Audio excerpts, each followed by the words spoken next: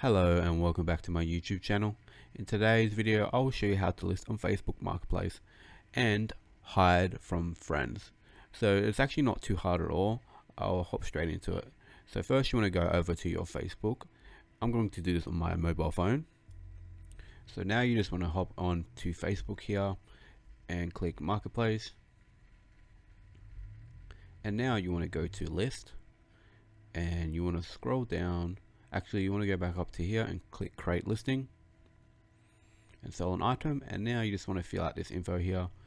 So yeah, we'll write a title. I'll write maybe clothes, and now we'll put a price in.